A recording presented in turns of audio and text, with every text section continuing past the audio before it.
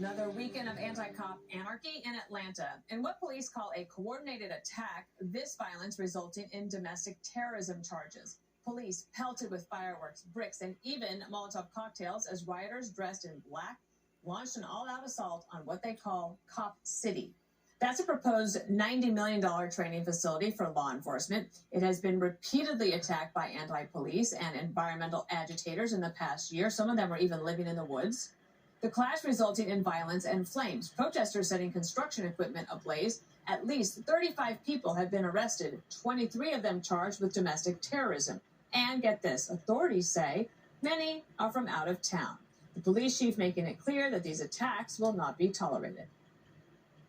Moved toward the training center site, armed with fireworks, rocks, Molotov cocktails, and other devices, and launched a coordinated criminal attack against officers. Actions such as this will not be tolerated. When you attack law enforcement officers, when you damage equipment, you are breaking the law. Criminal activity will not be tolerated in Atlanta, nor tolerated in connection with this project. But the anarchy may not be over. Georgia's Attorney General with this warning on America's Newsroom. Great show. There are some individuals, as I'm told, that went back into the forest last night, and there may be an operation going on right now. We will hold everybody accountable that is engaged in violent activity. Protesters use words, rioters use violence. And again, in Georgia, you can be charged with domestic terrorism for engaging in this type of behavior. Let's go to the legal side of things, or whatever else you want to comment on this story, Judge. Well, first of all, I saw the interview on America's Newsroom, which is a great show. Amazing. It's really fantastic. And I love the fact that that individual is like very clear. This is Georgia.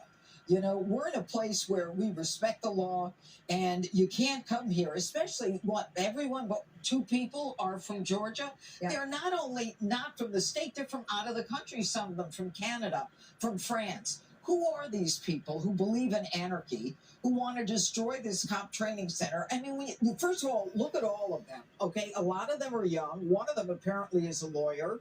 And the amazing part of it is, like, you don't even know what their beef is other than they hate cops. After George Floyd, we decided we were going to retrain cops. This is a training center. This is exactly for that purpose, to retrain cops. And in the end, what they're doing is they're destroying the training center. And by the way, I'm tired of hearing about spontaneous protests. These are not spontaneous. This is so planned to have people from out of the state, out of the country. And these are people who distrust the institutions. Everybody there is a victim, and they believe in anarchy, and they want to take down our country, and they're starting with this law enforcement. And in the end, what we've got to do is make it real clear. You don't go to places like this. And if you attack a law enforcement officer, it's usually up one level in terms of felonies. And I hope they hold to it. I hope they don't plea bargain these cases. I hope they take them to the mat. Jessica, where's Stacey Abrams today? This is like a perfect issue for her. It is a good issue for her. Well, but the problem would be, what side are you going to be on in this, right? So after Biden caught all that flack last week for, quote, changing his mind, and even though he never said he was going to veto the bill, but basically coming down on the side of normalcy and order in terms of the D.C. crime bill, same side as the mayor of D.C. as well, it's not the best environment for people to come out and be anti-law enforcement necessarily. That kind of seems like a phase that we've passed, which I think is a good thing. I think comments from people like the New York City mayor talking about, what was the line, public safety is a prerequisite for prosperity.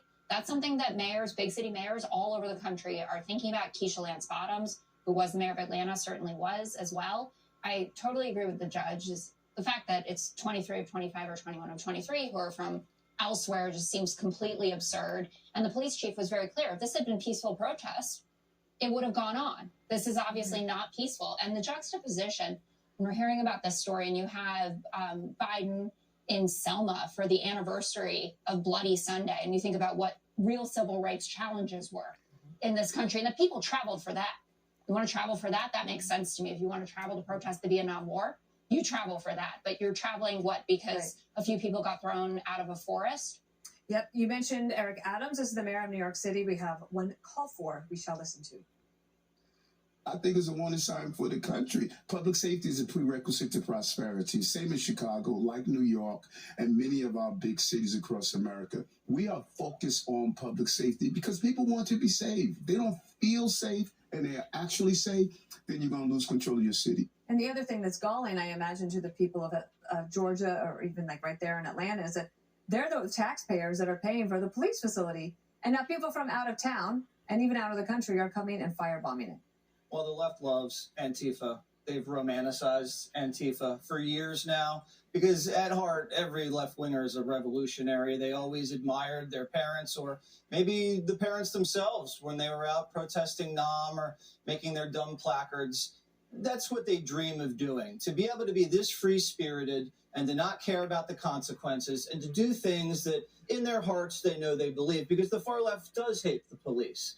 And so they're honored by these people, but it's hard for them to talk about because it's so awkward. So they don't talk about it. The Binder came out today and said the president had never heard of this. No statements from either Democrat senator in Georgia about this. It's like it doesn't exist because it hurts the narrative. Remember, these people were against MAGA. So it's like the enemy of my enemy is my friends with benefits, because this is really more romantic than we realize. I mean, these people... It's like a girl that's crazy that might steal your car and burn your house down but makes your toes curl. This is the type of relationship the left has with these people. And even the New York Times came out, it was spinning that this was about an environmental protest, like they were going to save the trees. I didn't know Antifa was for the environment. They weren't in East Palestine. They're not at the Jersey Shore when the whales wash up. So that was news to me. This is always about these hardcore people that are against the police. And like the judge said, this is a facility where they train to negotiate hostage situations, where they train in getaway cars, where they do mass shooting drills. So they had to kill some trees to do this. Okay. Do you want a few trees dead, or do you want everybody in Atlanta dead from a mass shooter? Also, do you know how many trees are in Georgia? There's a lot. Seriously. And the feds all of a sudden are like, okay, well, this is a loosely organized group.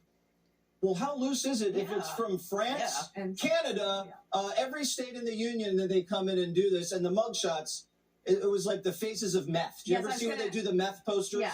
I was going to bring that up because apparently one of the things these Antifa people hate, Greg, is when their pictures are shown everywhere. So let's put them up so that everybody can see them. Yeah, well, I got to say, generally, this would be the opportunity for me to mock their looks. Oh. But you know what? It's true, there are some very homely people in here. But there's a few handsome guys in here. I will say that. The women look miserable. So I'm going to go back.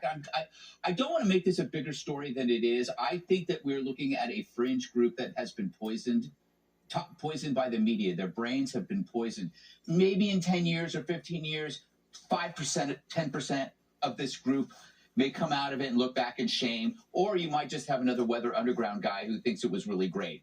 But you look at this, but it just makes me wonder, when you think about the fact that we're now, they and the police are clashing over a training facility, how absurd this has become, this kind of battle.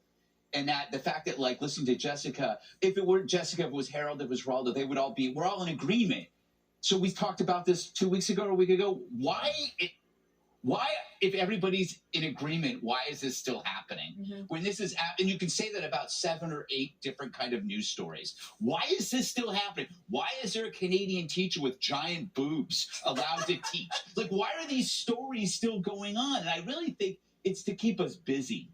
That's what I think. I think, like, in a weird way, you know, if we're at each other's throats, we won't be at theirs, which means the people that are in charge. So the fact that this stuff can keep getting worse is only because we're staying out of trouble in other ways, right? This is it's like a weird sideshow going on that keeps the power in power. Think about this. Like, if we didn't have this phone and we're walking down, like you're walking down the Lower East Side with this phone, this is the most technological advanced product in the history of the world, probably, and you're stepping over half-dead zombies as you're holding this. So there's this incredible competence here, but then everything around you on that street is total incompetence. You've got homelessness, drug addiction, and crime.